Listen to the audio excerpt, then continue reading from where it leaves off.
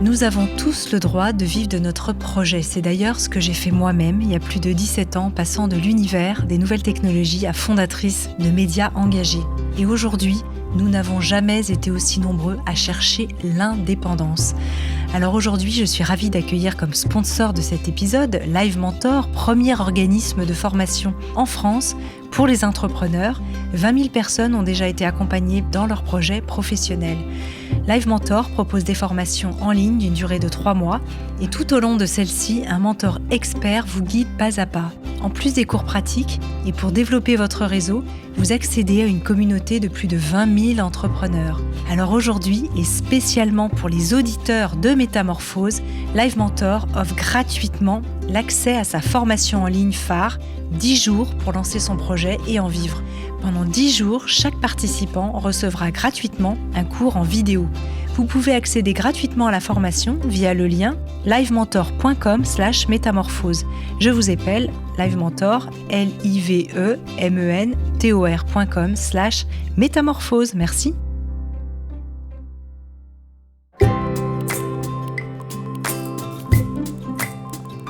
Bienvenue dans la saison 5 de Métamorphose, le podcast qui éveille la conscience. Au fil des semaines, je vous invite à découvrir avec moi des sujets inspirants, portés par des personnalités lumineuses pour cheminer ensemble vers un éveil des consciences. Métamorphose, le podcast qui éveille la conscience. Tous les lundis et jeudis, dès 7h.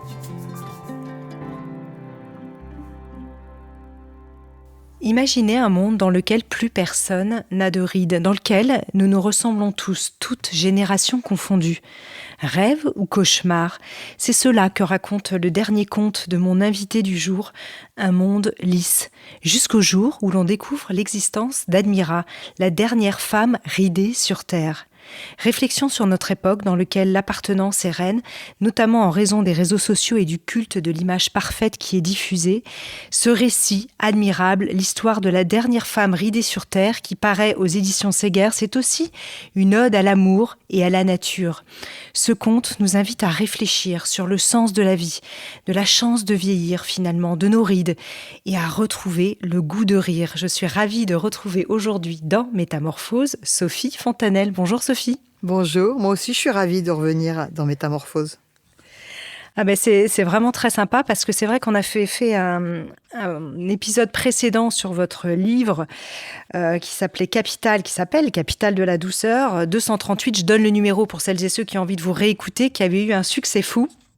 Alors, vous disiez hors antenne, ça met la barre haute, mais non, parce que là, on sent déjà qu'il y a un phénomène, qu'il y a quelque chose qui se passe autour de ce nouveau livre. Alors moi, je dis tout de go, j'ai adoré la poésie de ce livre, tellement tendre, qui donne pas de leçons, mais qui questionne vraiment en profondeur. J'avais envie de savoir de quel élan est né ce sujet, ce nouvel ouvrage, qui est un conte. Alors, ce conte est né très pratiquement d'un moment où je venais d'avoir 60 ans, il y a un an. J'étais en Normandie, à Deauville, et mon frère venait de me dire, je vais prendre un billet retour, mais attends, tu peux avoir la carte senior. Alors si vous voulez, puisque vous êtes familière de ce que j'écris, moi j'écris pas ce genre de choses dans mes livres. C'est beaucoup plus poétique, si je puis dire. Enfin bon, on a l'air bête quand on dit ça, mais bon. Je n'allais pas écrire cette histoire de carte senior. En revanche, quand il m'a dit ça, je suis allée me promener et je me suis laissée aller comme ça sur la plage à rêver à qu'est-ce que ça allait être les années devant moi. J'y ai pensé quand même. Et je cherchais des modèles et je n'en trouvais pas. Je voyais pas. Je voyais des modèles, mais c'était des femmes qui étaient mortes. Georgia O'Keeffe, vous voyez. Bon. Je cherchais des modèles de femmes ridées, aujourd'hui, joyeuses.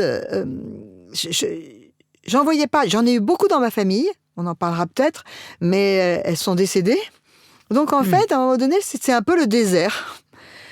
Et c'est comme ça que je me suis dit, j'ai qu'à inventer ce personnage. Vous savez, je pensais au Big Lebowski, un personnage comme ça, complètement cool, mais avec des rides.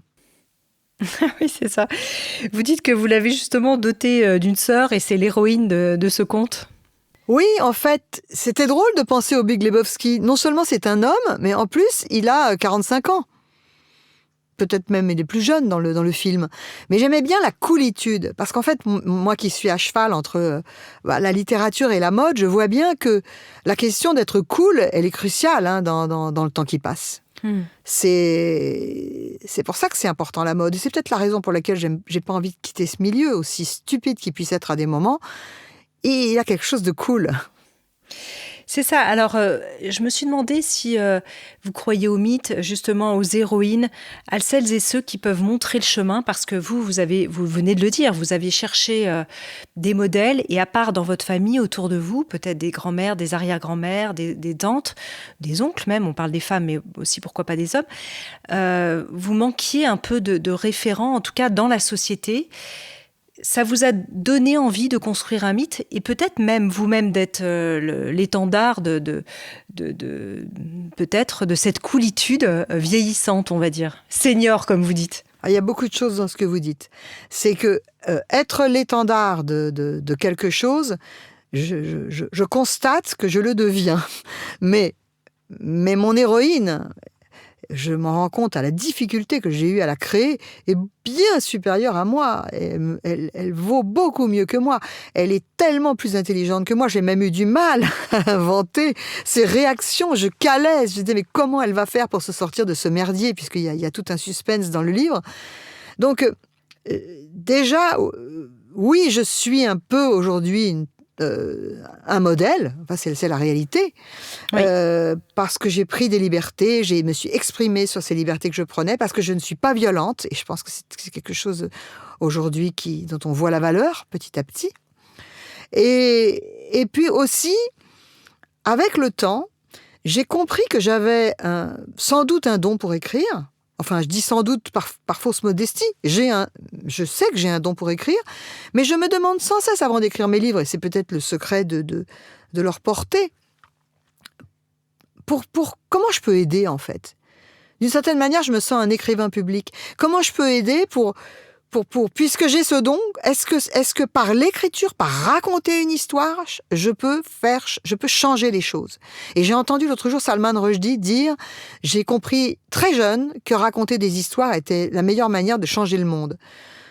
Ben voilà, c'est exactement pour ça que je suis là, parce que je sais raconter des histoires, mais je les raconte pas pour me soulager moi. J'en suis plus du tout là, hein. D'ailleurs, on a dû entendre la même interview, parce que je crois qu'il a accordé qu'une seule interview, en tout cas pour la France, mais il disait aussi, arrêtez un peu de vous intéresser quelque part à mon personnage et lisez mes livres, parce que c'est là aussi qu'il y a les choses.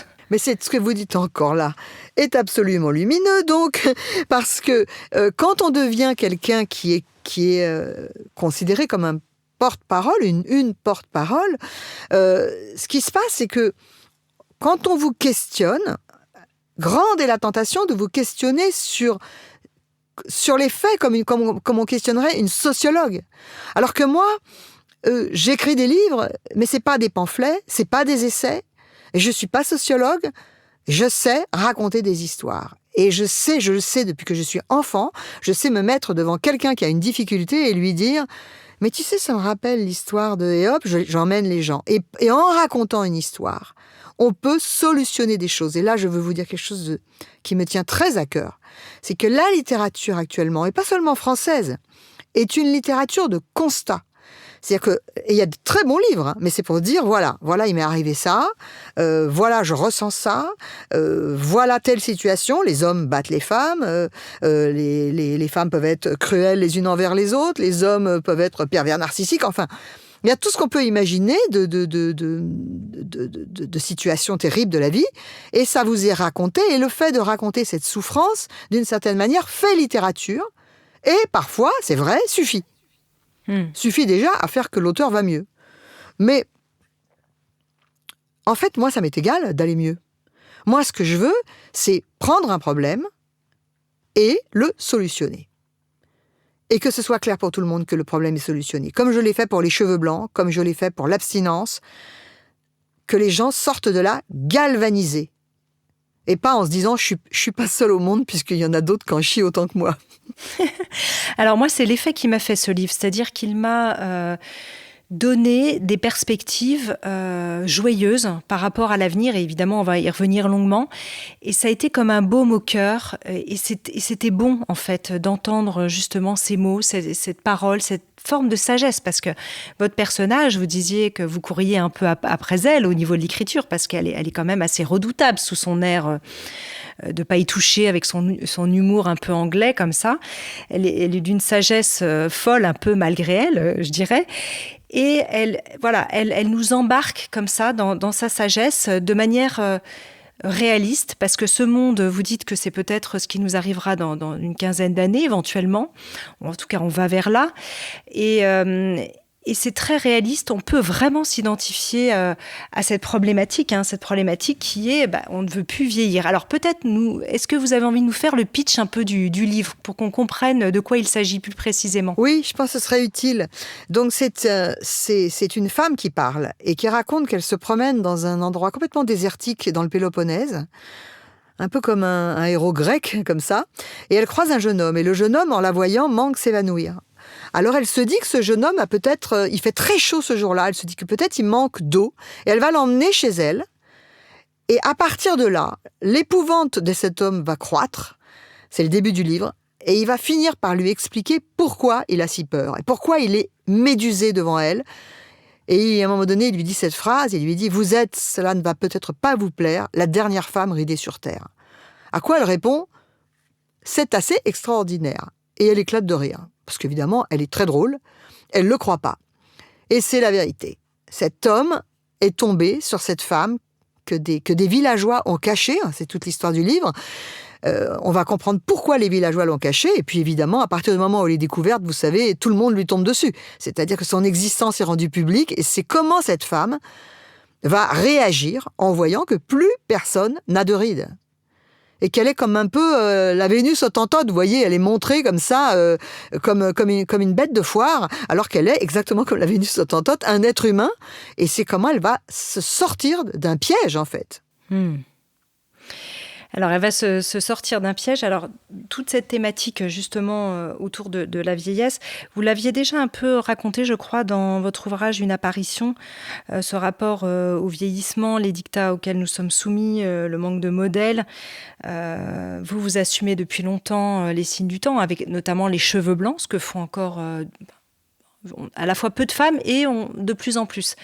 Je regardais un article hier sur la présence des quinquas sur Internet et je constatais qu'elles avaient, ou plus, qu'elles avaient toutes les cheveux blancs pratiquement, en tout cas les modèles qui avaient été pris dans cet article.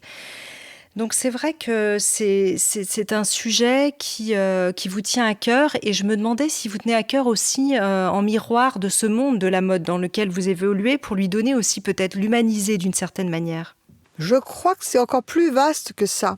Ça me tient à cœur parce que par exemple, pour les cheveux blancs, j'ai vraiment, ce qui n'est pas le cas pour les rides, là, j'ai vraiment fait une expérience sur moi-même. C'est-à-dire que j'ai laissé sur Instagram, où beaucoup de gens me suivent, j'ai laissé pousser mes cheveux blancs, et c'était un peu une expérience à la Sophie Calle, vous voyez, je laissais les cheveux blancs descendre, et je racontais la réaction des gens autour de moi, ce que ça déclenchait, ce que je ressentais. Donc, c'était un livre qui était clairement lié à mon expérience, à mon ressenti. Les rides, ça vient du fait que ce soit dans la mode ou pas, dès qu'on vieillit, mais vous savez, ça vient vite. Il y a des filles qui se font retirer les rides, elles ont 40 ans, 35 ans. Hein. Dès qu'on vieillit, on a un peu très vite l'impression qu'on est la dernière femme ridée sur Terre, si on laisse ses rides.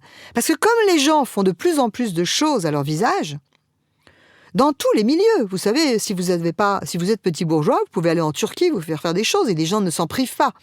Donc, c'est mal fait, peut-être, mais c'est fait.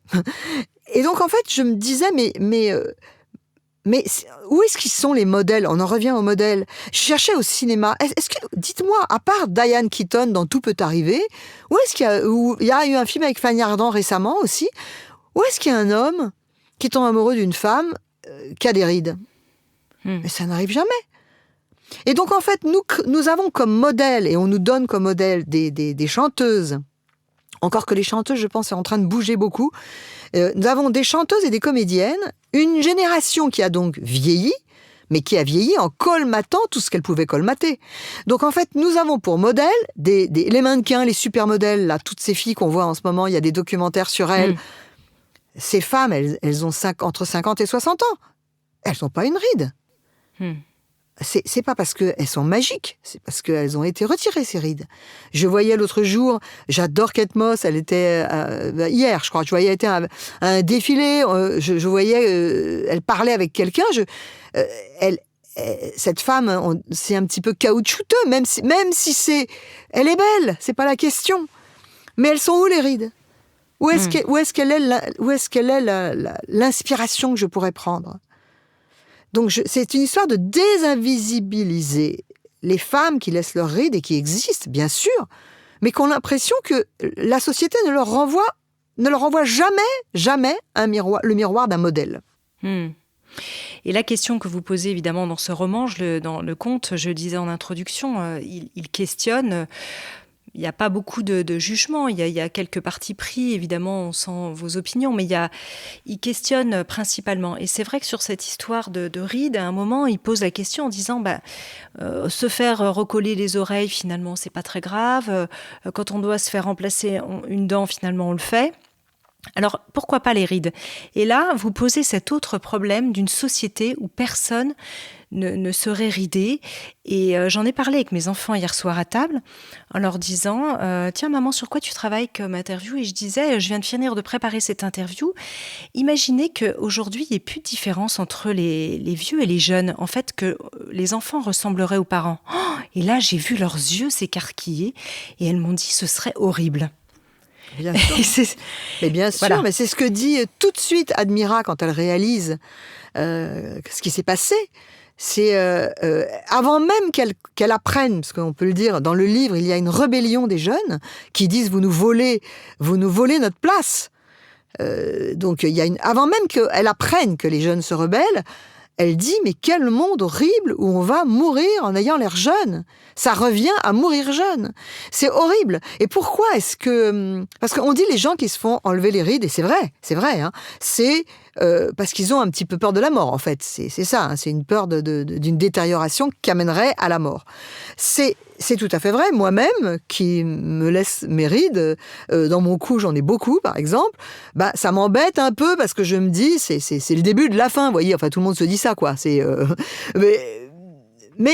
Mais en même temps, j'y résiste. C'est pour ça que Admira, en plus fort que moi, était vraiment une héroïne.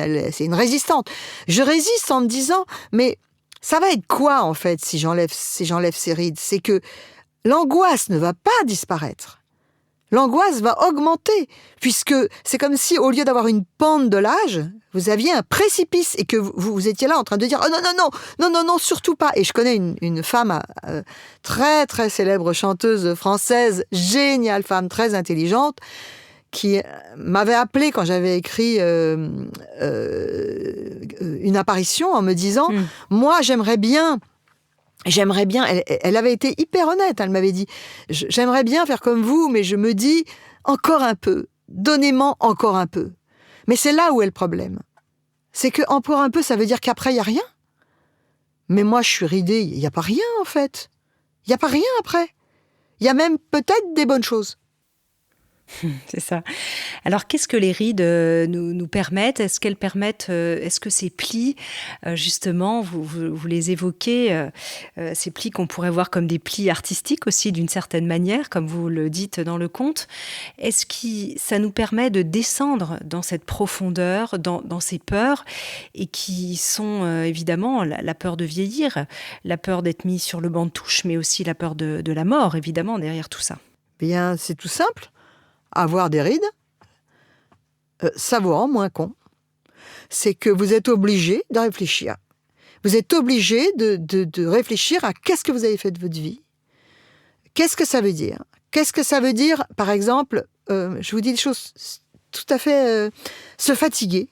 Pourquoi se fatiguer ? Ça ne veut pas dire qu'il ne faut pas se fatiguer du tout, mais pourquoi s'épuiser à des choses qui stupides ? Moi, je travaille dans la mode, par exemple. Je suis plus fatigable qu'avant. Parce que je n'ai pas 20 ans. Donc, à mon âge, je suis plus fatigable qu'avant. Une amie m'a dit un jour, faut surtout pas que tu le montres parce que dans la mode, ils vont penser que donc tu n'es plus performante. C'est pas ça qui se passe. C'est que tout d'un coup, ils se disent tous, mais on est idiots de courir comme on court.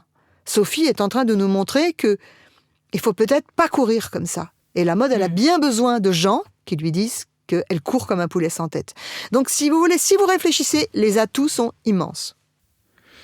Elles sont comme des rites, vous dites, et donc des rites, on entend initiation, forcément un rite nous initie à quelque chose. Donc ces rites, elles ont leur vocation d'initiatrice comme ça, de descendre dans nos profondeurs et de se poser la question. Il y a des rides qu'on aime bien, les rides autour des yeux, les rides du sourire, on aime bien. Et puis il y a des rides qui donnent un air un peu dur. Par exemple, moi, si on me prend en photo et que je souris pas, tout d'un coup... j'ai l'air beaucoup plus dur que dans la vie, puisque dans la vie, il m'anime. Et d'une certaine façon, la pesanteur de ma peau, je la conjure par ma joie de vivre. Donc ça veut bien dire que vous avez un moyen de modifier la perception que les autres ont de vous, et vous-même que vous avez de vous-même, tout simplement en travaillant sur des choses aussi cruciales que votre gaieté. Et la gaieté, ça n'a rien à voir avec l'argent, parce que j'entends déjà, c'est facile dans le milieu dans lequel je vis. Moi, je viens d'un milieu qui avait vraiment pas d'argent.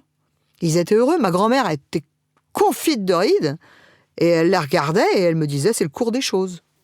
Le problème aujourd'hui, c'est qu'on les oublie, les rides. Vous disiez tout à l'heure que je ne jugeais pas. Par exemple, je suis allée voir le film Barbie. Moi, Barbie, c'est un divertissement. Vraiment, je me suis régalée, il n'y a pas de problème. Mais en fait, je dis ça sans juger, parce que je veux pas accabler ce film qui est vachement bien. Mais il y a Barbie grosse, il y a Barbie écervelée, il y a Barbie bizarre, il y a Barbie trans, il y a toutes les Barbies. Mais il n'y a pas Barbie ridée. C'est-à-dire que des gens, vous imaginez une société hollywoodienne qui a cherché comment montrer absolument l'éventail de toutes les façons d'être une femme, n'a pas pensé à Barbie ridée. J'ai vu que chez Barbie, il y avait des Barbies aux cheveux blancs, évidemment sans la moindre ride. C'est comme si elles étaient Jean Harlow, qu'elles étaient blondes platine. Ils l'ont oublié, Barbie ridée. C'est ça.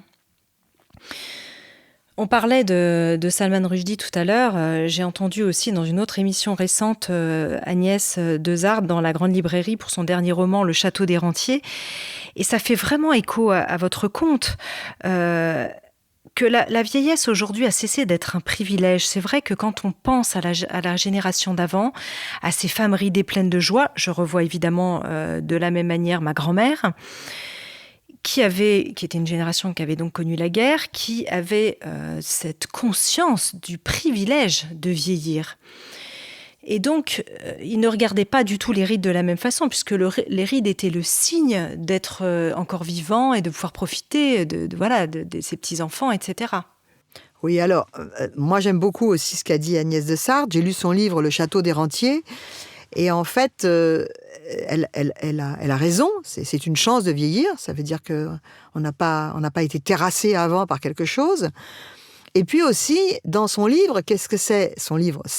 Elle essaie de penser à est-ce qu'il ne pourrait pas y avoir un immeuble dans lequel les vieux sont heureux, enfin seraient heureux. Et donc, elle est en train d'essayer de dire, est-ce qu'on ne peut pas éloigner cette espèce de fantôme, de spectre de l'EHPAD ? Alors, l'EHPAD, il y a aussi des cas où on ne peut pas échapper à l'EHPAD. Voilà, c'est pas...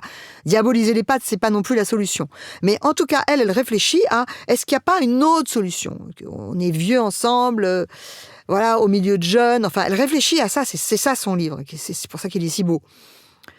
Et c'est drôle, ça a résonné dans ma tête, parce que quand j'ai écrit Admirable, j'ai posé Admira dans une crique où elle vit dans l'inverse de l'EHPAD. C'est-à-dire qu'elle a une seule pièce, elle a un cabanon avec une seule pièce, elle a des efforts à faire, c'est-à-dire qu'elle n'a pas de déambulateur, il faut qu'elle monte un escalier. Et elle explique qu'elle le monte très doucement, mais qu'elle le monte, et qu'elle le descend. Et elle a finalement un minimum vital, mais qui est le minimum dont nous rêverions tous. C'est-à-dire un homme qui l'adore, Je dis pas que c'est son amant, parce que j'ai pas du tout voulu entrer dans encore une vie sexuelle à l'âge qu'elle a, qui est peut-être 70, 78, 80, 82 ans, je sais pas, j'ai pas d'idée de son âge. Elle a une amie, elle a un village qu'il aime, c'est-à-dire qu'elle est entourée, et elle peut nager, parce qu'elle est au bord de la mer. Voilà, j'ai créé une espèce de... C'est une thébaïde, c'est-à-dire que c'est un endroit où elle est très solitaire, mais c'est un endroit où elle est heureuse. Et je crois que j'avais lu quelque part que la grande majorité des personnes âgées meurent chez elles. Et les médias nous racontent autre chose. Les médias nous racontent que non, qu'à un moment donné, déjà qu'on est tombé dans le précipice parce qu'on vieillissait, ensuite, on a un deuxième précipice, qui est qu'on va à l'EHPAD. Et c'est pour ça que c'est important de montrer une autre manière de vieillir, de créer un archétype différent. C'est vrai que cette Admira, elle fait penser un peu elle n'est pas centenaire, mais un peu au centenaire d'Okinawa. Cette façon, voilà, avec ce lien social, finalement, elle vit à l'air libre, une nourriture saine, etc. Elle nage, elle aime nager. Je me suis demandé, elle a connu la notoriété autrefois, je me suis demandé si là, votre inconscient, évidemment, parlait. Vous seriez attiré par cette vie, finalement comme ça, en vous lisant, moi, ça m'a fait envie. Il y a une part de ce silence, une forme de solitude, de retour à une forme de vie sauvage, pour laquelle, certainement, notre cerveau reptilien a été aussi programmé sans se couper des autres, puisqu'elle n'est pas coupée des autres, qui est très attirant, je trouve. Moi, quand j'étais jeune, je peux pas dire que j'ai voulu être sœur dans un couvent, parce que c'est pas vrai, mais ça m'a traversé l'esprit. C'était pas de la volonté, ça m'a traversé l'esprit. Parce que j'avais comme ça une sorte de vie de l'âme, pas de vide de l'âme. J'avais un déséquilibre entre la vie de mon corps et la vie de mon âme. Et donc je me disais, voilà, il y a un endroit qui serait super pour moi, ce serait peut-être le couvent. Puis c'est pas mon histoire, j'y suis pas allée. Et à la place de cette vie solitaire, j'ai construit une vie extrêmement peuplée, où j'ai aujourd'hui plus de 300 000 personnes qui me suivent, qui m'écrivent. Quand je réponds pas, parfois les gens ils m'envoient des messages, ils se rendent pas compte. Je suis horriblement déçue, vous me décevez, vous m'avez pas répondu. Ils se rendent pas compte que je peux pas répondre parce que 300 000 personnes, ça veut dire 400 messages par jour, vous voyez, donc je peux pas. Et c'est vrai que quand je réfléchissais à pourquoi Admira a quitté ce monde, il y a une raison, on va pas la dire, il y a une raison très très violente qui fait qu'elle quitte ce monde, mais je me suis dit, quelqu'un qui est attaché aux autres comme moi je le suis aujourd'hui, si moi je disparais d'Instagram pendant 4 jours, les gens commencent à dire, ils m'écrivent en message privé, on s'inquiète, donnez des nouvelles. Oui. Donc c'est un fil à la patte, voilà. Donc à un moment donné, Admira, qui avait une célébrité, je pense, moi je la vois un peu comme pour moi c'est quelqu'un qui était un peu ce que je rêverais d'être, et que peut-être je vais finir par être avec le grand âge, vous savez, les choses arrivent toutes seules. Mais qui est, c'est quelqu'un qui est d'influent, voilà, qui est sans doute écrivaine, et cette femme se retrouve à en avoir marre de compter pour les autres. Elle s'en va. C'est pas si facile si demain Harry Styles voulait partir, c'est pas si facile, vous voyez. Donc c'est pour ça qu'elle est obligée de monter tout un stratagème, parce qu'on voit bien qu'elle se cache. D'ailleurs, je pense à ça, c'est vrai que sur certaines personnalités qui ont disparu, parfois certaines théories entre guillemets du complot disent « Ah, mais il a masqué son départ, c'était pour pouvoir échapper à la notoriété ». C'est vrai que c'est un fantasme dans l'inconscient collectif de la célébrité, voilà, qui à un moment donné habillerait sa mort ou sa disparition pour vivre libre et heureux comme ça, un peu Parce isolé. que dans beaucoup de notoriété, vieillir est impossible. Si vous êtes Harry Styles, c'est pas facile de vieillir. D'abord, il y a l'usure, il y a la fatigue. Et si par exemple on prend Madonna, j'avais vu là quand Madonna s'est fait cette ultime opération de chirurgie esthétique complètement folle, enfin, en tout cas de manipulation esthétique, je ne sais pas ce que c'était, les gens étaient interloqués, vous voyez, en fait. Il y avait à la fois un flot de haine, parce que ça, les gens ne s'en privent pas, ils sont tellement salauds sur les réseaux sociaux que voilà, mais aussi les gens étaient interloqués. Après, moi, j'ai réfléchi, je me suis dit, mais Madonna, d'abord, on n'a jamais quasiment connu Madonna avec son vrai visage. Elle s'est modifiée très vite. Les stars hollywoodiennes, Rita Hayworth, je viens de lire un livre sur Rita Hayworth, elle avait été modifiée entièrement, Rita Hayworth. On lui avait repoussé sa racine de cheveux, enfin, bon, j'ai des sourcils, enfin... Donc Madonna, elle appartient à ça, à ce monde des stars où on se modifie dès la jeunesse. Et puis ensuite, il faudrait en fait aujourd'hui qu'elle puisse devenir une autre Madonna. Par exemple, une Madonna, je pense que Miley Cyrus va y arriver à faire ça. Une Madonna qui pourrait chanter au piano, à la guitare, assise sur un tabouret, peut-être pas tout de suite, mais un jour. Un peu comme Adriano Celentano, j'arrive même pas à le dire. Adriano Celentano, aujourd'hui, il chante assis sur un tabouret parce que le temps a passé, il a plus envie de se fatiguer. Elle est prisonnière de l'image de l'ancienne Madonna, mais elle adore ça aussi. C'est-à-dire qu'en fait, il faut quand même prendre en considération qu'elle est heureuse de faire ça. Mais on voit bien que c'est très difficile de vieillir pour une star comme ça. Est-ce qu'elle est heureuse ? Ça, on ne sait pas, en fait. On n'en a pas la moindre idée, mais je dis dans le livre, parce que je parle d'elle sans la nommer dans le livre, je dis que, parce que je l'ai compris en écrivant le livre, quand nous, on trouve que quelqu'un qui a fait trop de chirurgie esthétique ne ressemble plus à rien, on oublie que cette personne fuit peut-être le visage d'une vieille femme telle qu'on le connaît. Et que plutôt que d'avoir ce visage qui la terrorise, elle préfère avoir un truc neuf, au moins c'est neuf, parce que c'est caoutchouteux. Elle préfère cette image d'elle-même, qui nous fait un peu peur, à une autre qui serait impossible à gérer pour elle. On dit que la psychose, c'est ça. La psychose, si j'ai bien compris la psychanalyse, la psychose, c'est quelque chose qu'on fabrique. En fait, le cerveau fabrique une réalité pour ne pas voir celle qui nous ferait trop souffrir. Et j'ai l'impression que Madonna, c'est ça. Et après, la question de savoir si elle est heureuse, franchement, j'espère qu'elle est heureuse. Franchement, de tout mon cœur, parce que je l'aime beaucoup, cette femme. Et puis elle est aimée dans le cœur des gens, Madonna. Ça fait partie de ces icônes qui nous accompagnent depuis toujours. Vous avez cité aussi Miley Cyrus. Je vous remercie parce que c'est grâce à votre post sur Instagram que j'ai découvert sa dernière chanson, I Used to Be Young. Et alors elle prend les devants puisqu'elle a 30 ans tout juste, un peu passé, je crois. Et elle parle déjà en fait de sa jeunesse et comme un temps un peu révolu. Et vous lui dites à la fin de ce post, j'ai adoré, vous lui dites, si elle me lit, j'ai envie de lui dire, je suis 1000 fois plus heureuse aujourd'hui que je ne l'étais avant.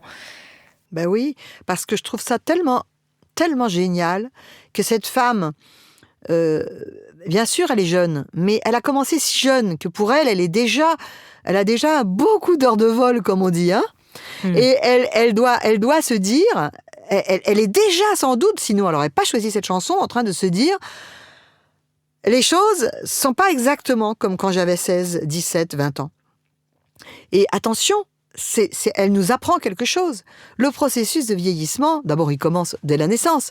Mais pour ce qui est des rides, il commence, des rides et de l'énergie, il commence à l'âge qu'elle a. En fait, déjà, on est là en train de se dire, mais j'ai plus envie de passer c'est ce qu'elle raconte dans la chanson, j'ai plus envie de cette nuit blanche. J'ai plus envie j'ai plus envie, en fait, de la nuit pathétique avec un crétin qui baisse comme un marteau-piqueur. Et quand on est jeune, attention, hein, quand on est jeune, ça peut être aussi horrible. Hein, je suis pas en train de dire que c'est pas grave quand on est jeune, mais il y a des choses qu'on fait quand on est jeune et puis il n'y a pas trop de casse. On se dit, je vous parle pas là des abus, hein, je vous parle de choses totalement consenties. Et vous vous dites, bon, je vais m'en remettre, quoi. C'est juste raté, ça a été raté. Mais quand on commence à vieillir, on dit, mais je veux plus, en fait. Je veux plus ça. Et elle en est là. Et je trouve ça beau qu'elle prévienne que ça commence très vite. Je trouve ça beau. Ouais, c'est beau et ça va être vraiment intéressant de voir avec ce niveau de conscience-là, dans cette génération-là, comment est-ce qu'elle va évoluer. par rapport à ça. Alors peut-être dans 50 ans, on sera plus là pour voir, mais en tout cas, elle le pose et elle nous pose quand même cette question, elle le pose à la société et je trouve ça aussi formidable. Et on voit qu'il y a quand même ce mouvement, même dans la jeune génération, qui se pose cette question. Alors l'homme s'est toujours posé la question du vieillissement. Vous citez Louis Aragon dans votre ouvrage aussi. Rien n'est précaire comme vivre, c'est une question de toute façon métaphysique. C'est Aragon qui a dit de l'âge, parlant de lui, il parlait pas de l'âge des femmes, hein, et il disait c'est comme une honte qui croît. Et en fait, ce poème J'arrive où je suis étranger, qui émaille mon roman, il est très important parce que ça dit tout du désarroi qu'on a quand on comprend que c'est une pente, en fait. Et moi, je sais plus si c'est Giroud ou Sagan qui avait dit que vieillir est un naufrage, je sais plus laquelle des deux. Mais une fois qu'on a dit ça, voilà, la littérature aujourd'hui, c'est ça. C'est vieillir est un naufrage, point. Voilà, le livre, il est fait. Mais non.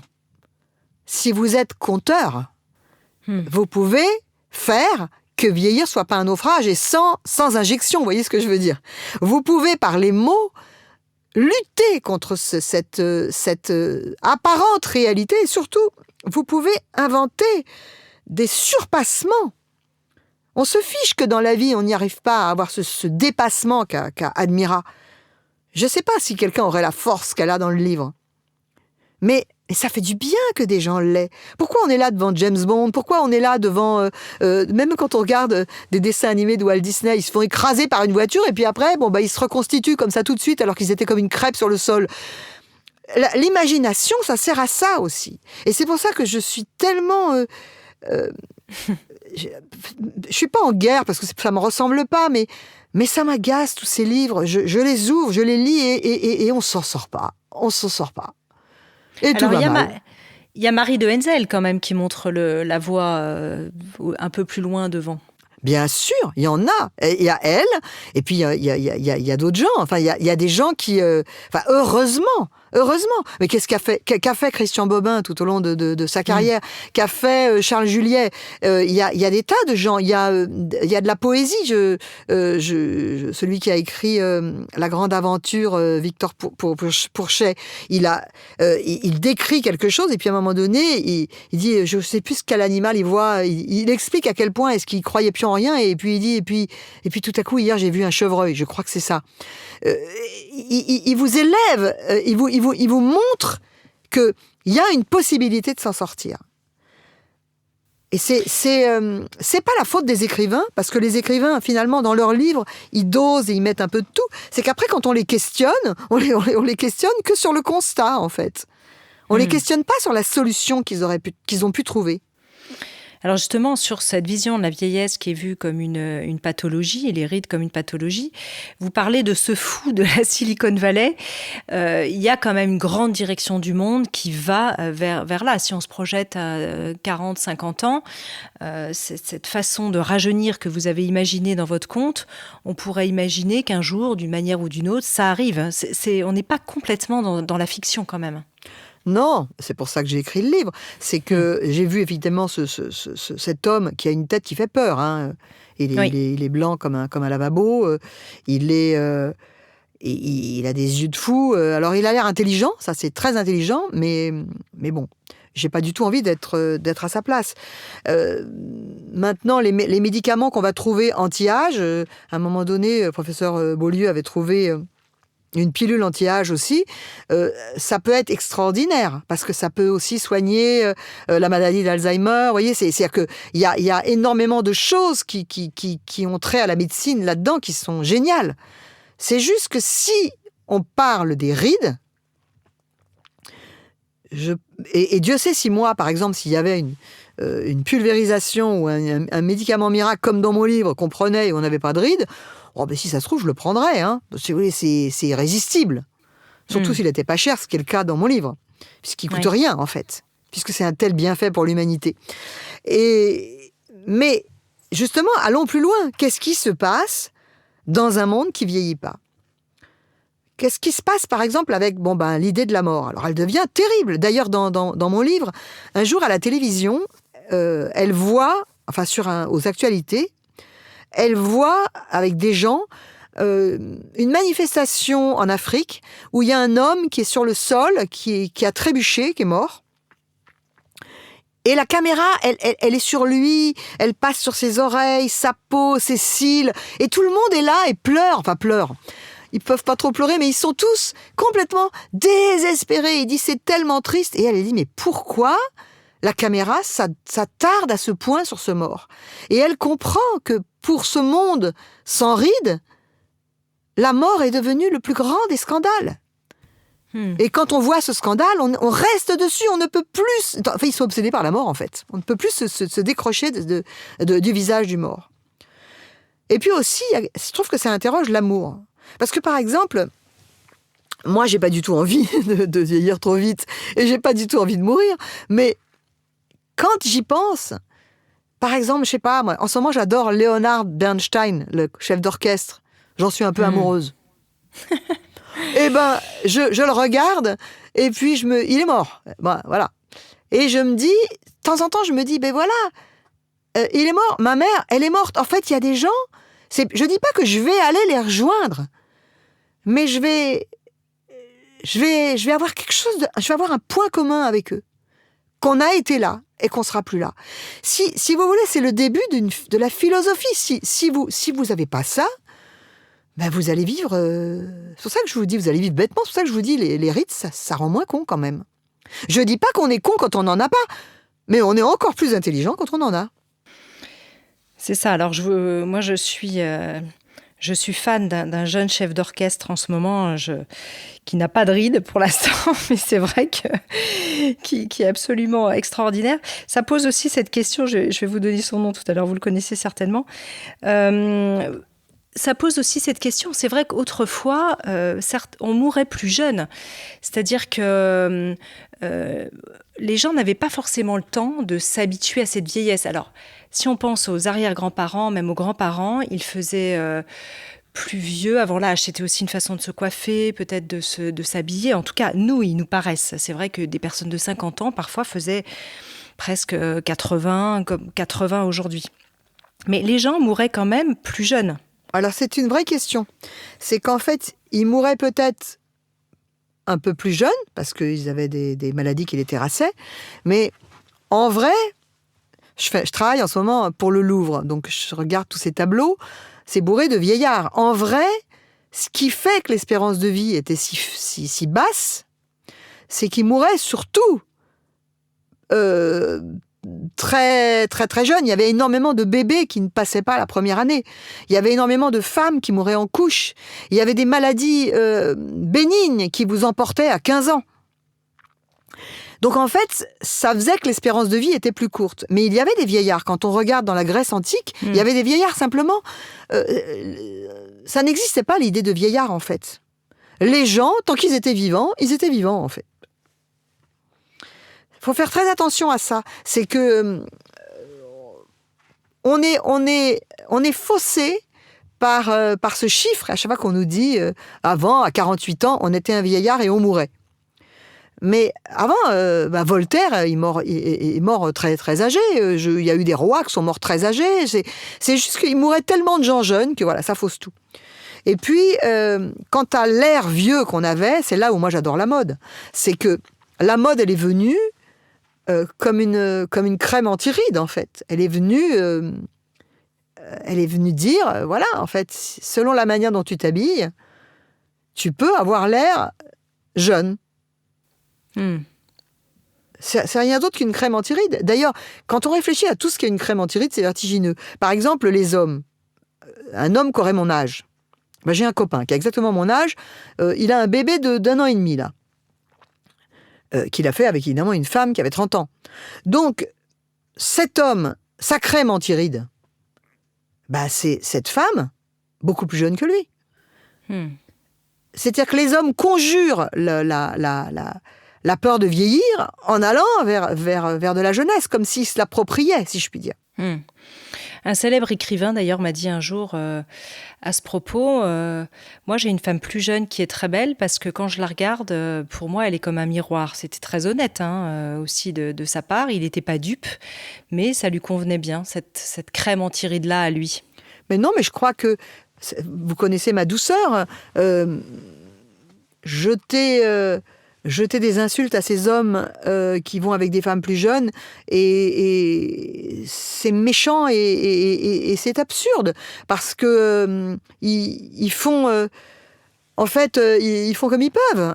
Et il se trouve qu'ils peuvent faire comme ça, mais c'est pas juste parce qu'ils ont le pouvoir phallocrate, etc. En général, ce sont des hommes, et c'est pour ça que j'ai appelé mon livre Admirable. Les femmes avec lesquelles ils vont, ces femmes-là les admirent. C'est parce que, si vous voulez, un homme de 60 ans, avant de vous dire qu'il est désirable, vous vous dites déjà en premier qu'il est admirable. Surtout quand c'est un chef d'orchestre. Pour revenir à mon mari. C'est pour ça que je pense que les femmes devraient plus réfléchir à être perçues comme admirables par leur charisme, par leur charme, et par leur intelligence, des choses qu'elles font, de leur manière de réagir dans la vie. Vous savez, les femmes se rangent très facilement toutes seules, parfois, dans l'idée que c'est fini et personne ne les regarde et qu'elles sont invisibles. Oui, c'est une question aussi d'y aller, d'assumer et puis de dire finalement je suis comme ça. Et je pense que moins on focalise dessus soi-même, peut-être plus c'est naturel. Oui, je pense qu'on a... d'abord, vous avez raison, il faut se détendre. Et il faut se détendre, au lieu de se tendre la peau de mille façons, peut-être il faut se détendre. Et c'est ça que fait Admira dans le livre, elle détend les gens. Et aussi, je crois que les femmes elles-mêmes ne sortent pas pour elles-mêmes de l'idée qu'elles sont des objets. Alors, parfois, c'est délicieux pour une femme de se sentir un objet, d'être chosifiée, elle peut adorer ça. Et elle a bien le droit d'adorer ça.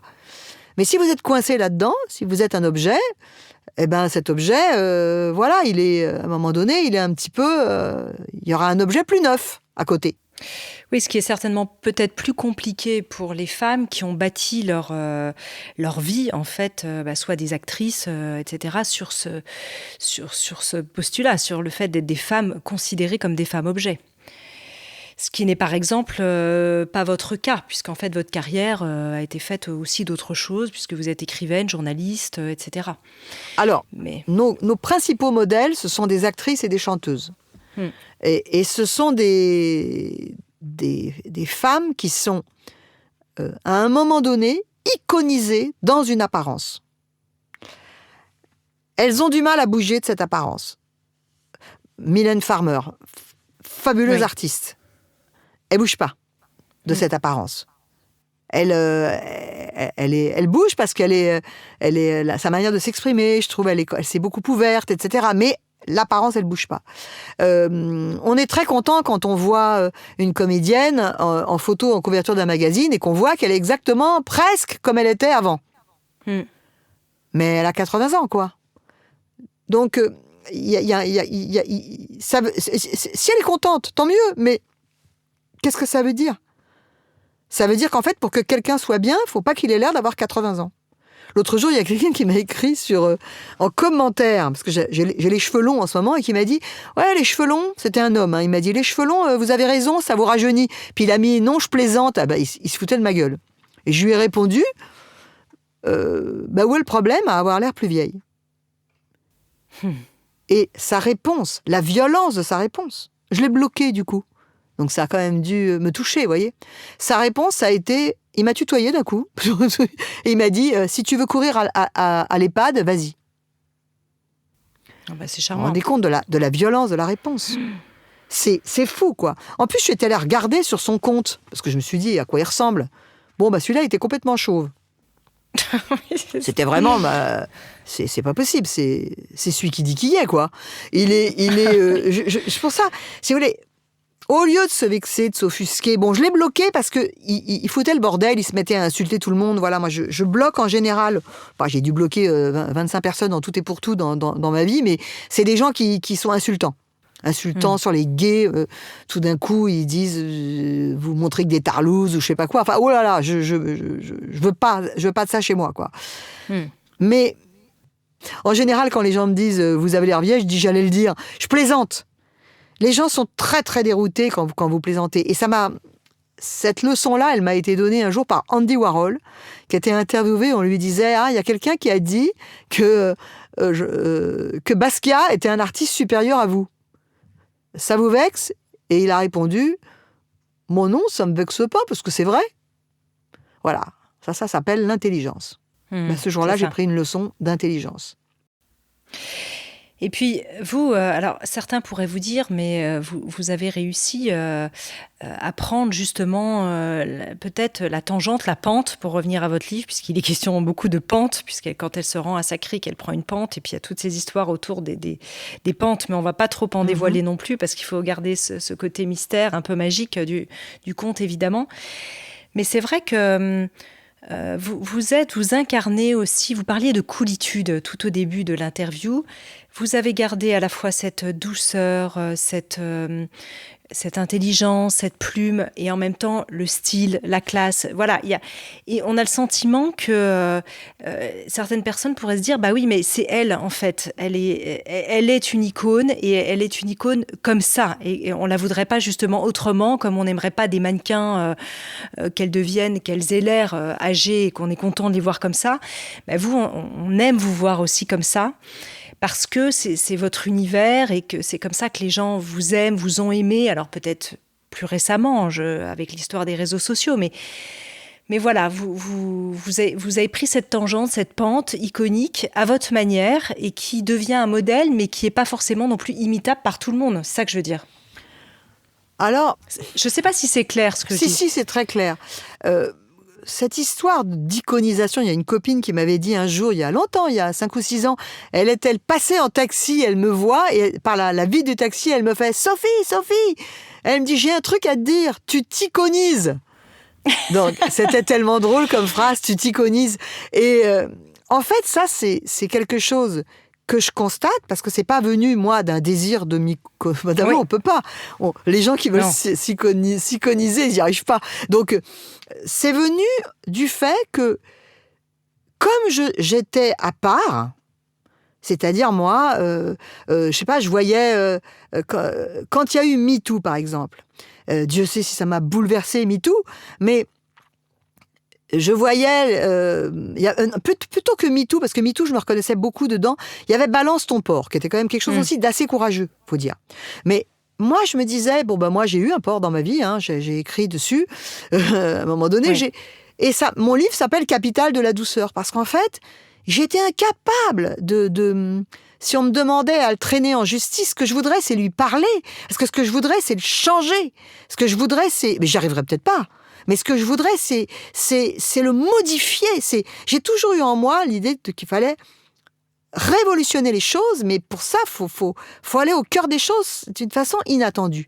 Donc, comme je m'y suis prise différemment pour ça, quand ma mère était malade, je me souviens, tout le monde me disait « Mais tu peux pas, quand même, perdre ta jeunesse, aller t'occuper d'elle. » Enfin, ma jeunesse, je ne sais pas, plus si jeune.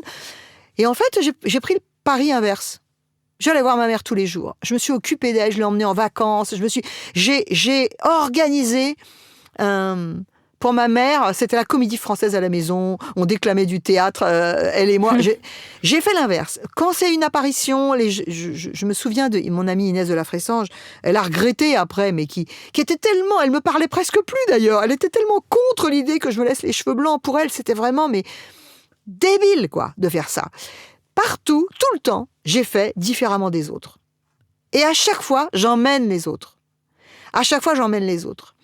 Quand je fais Capitale de la douceur, je dis, oui, quelqu'un qui a subi la plus grande violence peut revendiquer la douceur. Ça m'a rendue encore plus douce. Là où cet homme on en a parlé avec vous, mais là où cet homme qui m'a violée a perdu, en fait, là où il a perdu, c'est qu'il n'a pas tué ma douceur. Alors oui, c'est pas si facile pour moi de me laisser approcher par un homme, mais ma douceur, il n'a pas pu l'avoir. Alors que vraiment, ce jour-là, j'aurais pu devenir paranoïaque pour toute ma vie. Et Et c'est peut-être ça qui fait, c'est à force de persévérer dans mon être, hein, comme dit le philosophe. Et puis aussi, je crois, c'est Cocteau qui disait, ce qu'on te reproche, cultive-le, c'est toi. À force de tout doucement, avec gentillesse, avec bonté, de dire, je pense pas comme ça, je pense pas tout à fait comme ça. Finalement, aujourd'hui, les gens se disent, je suis au chaud en fait avec quelqu'un comme elle, parce qu'il y a quelque chose. Elle est accueillante et on sent qu'elle prend le temps de réfléchir. Cette profondeur que vous avez, cette réflexion, vous avez partagé tout à l'heure que ça vous a traversé l'esprit. Pourquoi pas d'aller dans un couvent ? Ça veut dire qu'il y avait quand même de l'ordre de l'intime, quelque chose au niveau de l'âme qui suit sa destinée et qui vit aussi peut-être son intériorité. C'est ça qui vous guide pour faire vos propres choix, à chaque fois s'interroger, se dire tout le monde fait comme ça, mais moi, et non pas, en plus on voit bien que vous cherchez pas à prendre le contre-pied, parce qu'il y a des personnes chez qui ça pourrait être une posture, de dire ils font tous comme ça, ils vont tous à droite, moi je vais aller à la gauche. Et chez vous c'est pas ça. On sent que c'est vraiment, il y a quelque chose d'incarné dans la réflexion, dans la conscience qui peut descendre pour s'interroger comme ça. Mais parce qu'on a besoin de gens qui incarne les choses. C'est pour, si vous voulez, prenons par exemple, c'est pas du tout pour fuir votre question, hein, mais ça y va directement. Par exemple, quand on parle de style, tout à l'heure vous me disiez très gentiment, vous parliez de classe, etc., et d'élégance, ou quoi. Bon, en fait, c'était voilà comme ça qu'on vous perçoit. En fait, qu'est-ce qui se passe ? Les comédiennes que nous pourrions admirer, soit elles ne se montrent pas. Je prends Charlotte Gainsbourg, qui est vraiment quelqu'un d'incroyablement élégant sur tous les plans. Elle ne se montre pas. Sofia Coppola, élégante sur tous les plans, elle se montre pas. Et sinon, vous avez des gens qui sont déguisés avec des vêtements qu'on leur prête pour aller à des occasions et qui essaient de paraître dans le coup. Si vous voulez, comment voulez-vous que ces gens constituent une inspiration ? Pourquoi Jane Birkin est une inspiration ? Parce que c'est le même pull bleu que vous voyez tout le temps. Parce que c'est le même jean, parce que c'est les mêmes tennis. Pourquoi Gainsbourg, ça fait ça ? C'est pareil, c'est pour la même raison. Donc, en fait, moi, j'ai pas tant de vêtements que ça. D'ailleurs, les gens, c'est très drôle, ils les reconnaissent. Quand l'été, je mets ma jupe zébrée, ils disent « Ah, c'est le retour de la jupe zèbre !» Ils savent, en fait, que j'ai une constance dans la manière dont je fabrique mon style. Et ça fabrique une cohérence avec ma pensée, en fait. C'est lié. Le texte et le textile, c'est lié. Chez moi, c'est lié. Et c'est peut-être pour ça que ça les rassure. Et moi, mon plus grand travail à moi aujourd'hui, c'est d'accueillir ça. L'autre jour, il y a une fille qui m'a écrit et qui m'a dit « Je vous ai croisé un jour, vous n'êtes pas quelqu'un de bien, je vous ai croisé un jour à la sortie d'un événement avec Rihanna. » Bon, c'était un moment particulier dans ma vie, parce que j'allais m'occuper de ma mère qui était malade, et en plus de ça, Rihanna venait de me parler en me disant qu'elle aimait mes cheveux et qu'elle m'avait remarqué au milieu de la foule. Donc j'étais, autant vous dire, quasiment enceinte de Rihanna, j'étais en transe. Je sors et il y a une fille qui m'a parlé, sans doute, je m'en souviens pas. Et j'ai dû lui répondre, mais j'étais pressée, j'allais voir ma mère. Elle m'a écrit un jour un message en m'insultant, en me disant « Comment, alors que vous étiez un modèle pour moi, vous vous êtes pas arrêté pour me parler, je sais votre vrai visage, vous êtes... » Et j'ai essayé de lui expliquer, hein, mais elle a pas compris. Elle m'a dit « Cherchez pas à vous justifier, vous êtes une merde. » Et donc, si vous voulez, voilà, aujourd'hui, ça me rappelle la chanson de Souchon, mais je réponds tout à côté de ce courrier, il disait dans une chanson. Parce que quand vous avez comme ça des gens qui vous admirent, puisqu'on en revient à admirable, et c'est pour ça qu'Admira s'en va, à un moment donné. Vous savez pas comment faire. Parfois, moi, les gens, quand ils veulent faire un selfie avec moi, je les enlace et il y a le cœur qui bat, mais que vous pouvez pas savoir. C'est extraordinaire, c'est comme si on tapait à une porte. Et les gens, ils me parlent dans la rue, mais les gens qui vont écouter ce podcast, il y en a plein qui vont se reconnaître. Et ils disent, je voudrais vous parler sans pleurer. Mais c'est dingue! Donc c'est moi que ça fait pleurer, en fait, après. Ils savent pas. Et je vais vous dire autre chose, je prends juste une seconde pour vous le dire.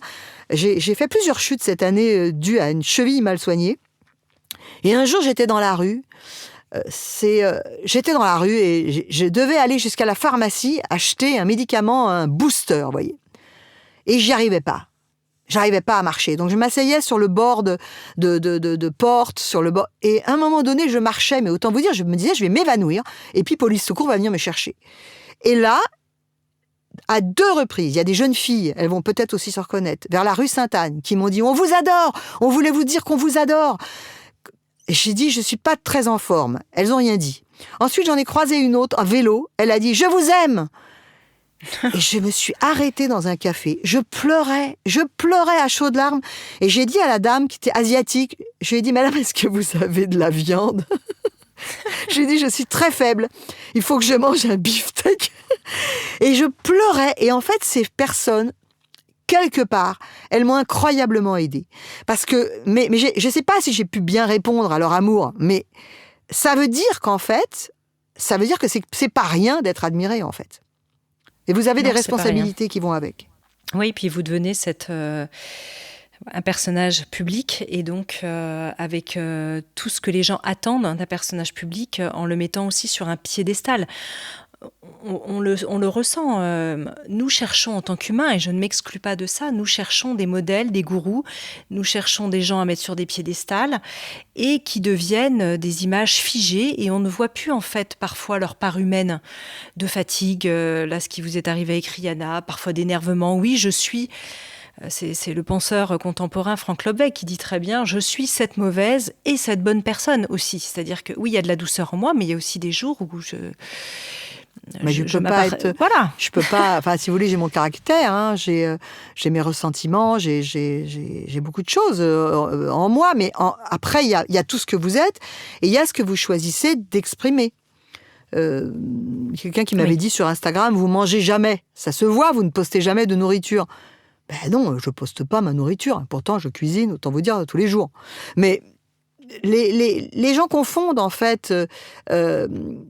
J'ai créé un tel lien de proximité qu'en fait, les gens pensent qu'ils sont dans ma vie un peu. Il m'est arrivé, et c'est ce que je raconte dans Admira, il m'est arrivé d'en trouver dans mon hall des gens qui étaient entrés et qui attendaient. Mais je peux pas... Alors, j'ai pas du tout envie que ça arrive, ça me fait peur. Mais moi, je l'ai fait quand j'avais 20 ans. Je suis allée dans le hall de Francis Huster pour l'attendre. Mais je l'aimais tellement. Vous voyez, je l'admirais. Et donc, je suis allée pour juste lui dire que je l'admirais. Donc, voilà, aujourd'hui, c'est à moi que ça arrive, alors que je ne suis pas Francis Huster. Hein, je suis loin d'avoir son talent. Vous l'avez rencontré entre-temps ? Non, je rêve. Pour de vrai ? Je rêve un Francis, jour déjeuner ou dîner avec Francis Huster, voilà. Parce que je voudrais lui dire, mais il doit le savoir, je voudrais lui dire ce que cet homme a représenté pour des gens. C'est incroyable. C'était quelqu'un de différent. Et donc on comprenait, après on a compris qu'il avait été abusé et violé, et peut-être c'est ça qu'on ressentait, on comprenait que c'était un homme dont la sexualité, je dis pas du tout qu'il n'en avait pas, c'est pas du tout ça, mais on comprenait que son approche était transcendée du corps. Et ça me plaisait, ça m'attirait. Je me disais, voilà quelqu'un que j'aimerais connaître. Eh ben, peut-être un jour je le recevrai dans cette émission, peut-être qu'on lui enverra l'émission et puis ce sera un message, mais vous n'avez certainement pas besoin de métamorphose pour rencontrer Francis Huster aujourd'hui. Mais en tout cas, c'est chouette de le faire quand même, de rencontrer les personnes qu'on a. Moi, j'ai rencontré comme ça un jour ce psychiatre américain que j'aime beaucoup, qui est très âgé et que j'aurais adoré recevoir dans cette émission, qui s'appelle Irvin Yalom, parce que j'ai dévoré tous ses livres. Voilà, et je l'ai rencontré à distance au cours d'une consultation. Il ne consulte plus maintenant, n'envahissez pas son standard si vous nous entendez, mais j'ai adoré parce qu'il y a quelque chose qui se répare effectivement. Voilà. Et donc, pour revenir à votre roman, peut-être pour conclure votre conte, pour conclure dessus, il y a vraiment beaucoup de rire aussi, il y a l'amour, il y a tout ça qui est dedans. Vous parlez aussi beaucoup de l'or, un peu, on revient peut-être à des paraboles de l'évangile, du sel de la terre. Hein. L'or, c'est le kaolin. On n'a pas parlé du kaolin, mais vous le rencontrerez dans ce conte, vous en parlez beaucoup. Peut-être la douceur aussi du kaolin, d'une autre forme de baume qu'on peut appliquer à défaut d'une pilule anti-rides. En tout cas, merci infiniment Sophie Fontanelle d'être venue faire un tour dans Métamorphose. Il y a aussi du Petit Prince de Saint-Exupéry dans ce conte qui, j'en suis suis sûre, fera date, assurément. Je rappelle son nom, Admirable, l'histoire de la dernière femme ridée sur Terre, qui est disponible aux éditions Segers. Alors, pour suivre votre actualité, évidemment, rendez-vous sur votre page Instagram, mais aussi sur vos autres réseaux sociaux. Merci infiniment, Sophie Fontanelle. Merci à vous, et c'est toujours merveilleux chez vous. C'est chouette, merci. Si vous avez aimé ce podcast, n'hésitez pas à lui donner 5 étoiles sur Deezer et surtout abonnez-vous gratuitement sur votre plateforme préférée pour ne manquer aucun épisode. Découvrez mes invités en avant-première sur Instagram à l'adresse Métamorphose Podcast et abonnez-vous aussi gratuitement dès maintenant à la newsletter Métamorphose pour être au courant de nos conférences, ateliers et de nos dernières actualités. Pour ça, rendez-vous sur notre nouveau site www.métamorphosepodcast.com. Métamorphose, le podcast qui éveille la conscience.